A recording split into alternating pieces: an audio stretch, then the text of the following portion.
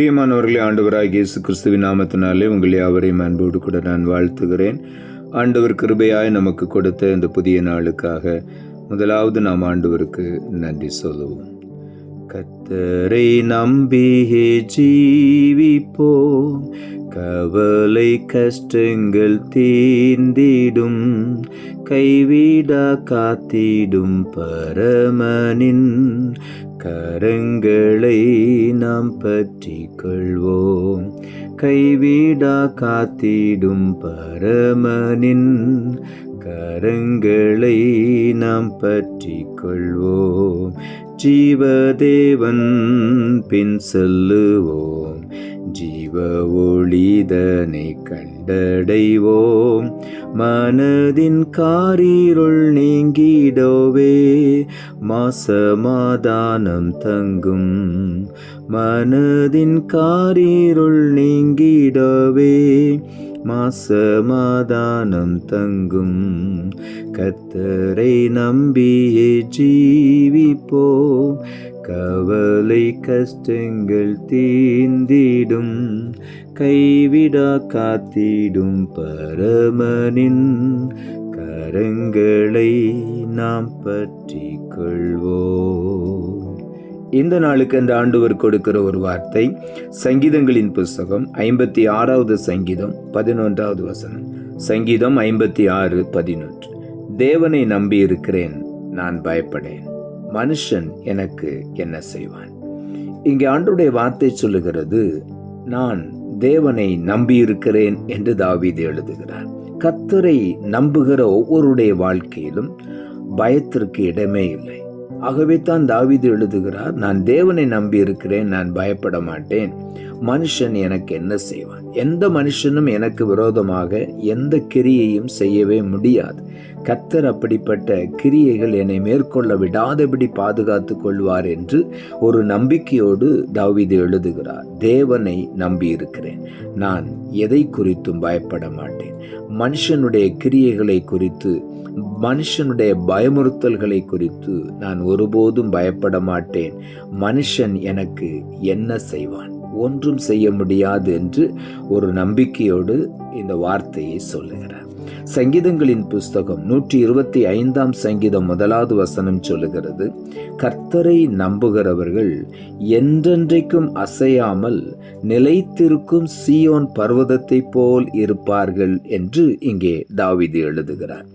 கர்த்தரை நம்புகிறவர்கள் ஒருபோதும் பயப்பட மாட்டார்கள். காரணம், அவர்கள் என்றென்றைக்கும் அசைக்க முடியாமல் நிலைத்திருக்கக்கூடிய, கர்த்தரில் நிலைத்திருக்கக்கூடிய ஒரு சீயோன் பர்வதத்தை போல இருப்பார்கள். ஆகவே எதுவும் அதை சேதப்படுத்த முடியாது. கர்த்தரில் நிலைத்திருக்கிற ஒரு சீயோன் பர்வதம், அதே போல கர்த்தரை நம்புகிற ஒவ்வொருவரும் இருப்பார்கள், நிலைத்திருப்பார்கள். அவர்களை ஒன்றும் அசைக்க முடியாது, சேதப்படுத்த முடியாது. நாம் கர்த்தரை நம்பும் பொழுது நிச்சயமாகவே நாம் அசைக்கப்படவே மாட்டோம்.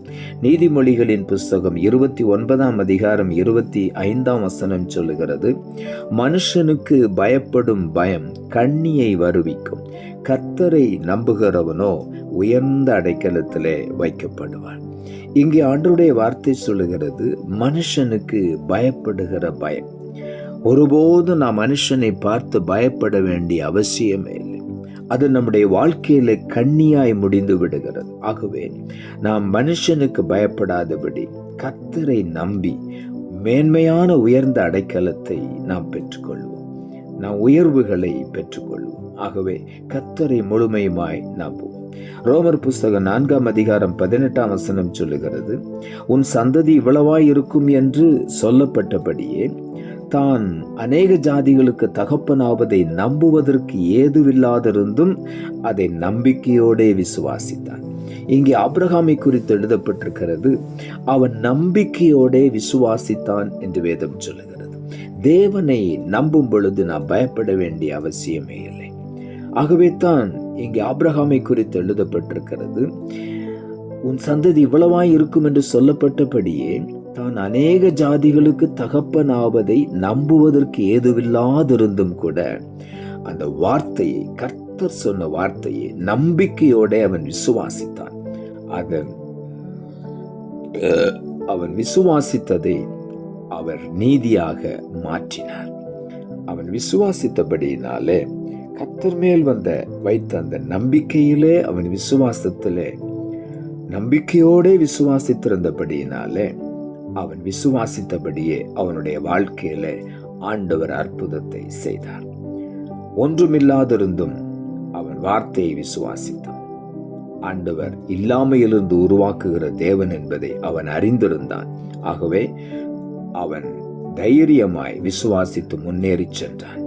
அவன் 75வது வயதிலே பெற்ற வாக்குத்தத்தத்தை 100வது வயதிலே நிறைவேற்றி ஆண்டவர் அவனுடைய கரத்தில் ஒரு குழந்தையை கொடுத்தார். ஆகவே தான் இங்கே ஆபிரகாமை குறித்து எழுதப்பட்டிருக்கிறது. நம்புவதற்கு ஏதுவில்லாதிருந்தும் அதை நம்பிக்கையோட விசுவாசித்தான்.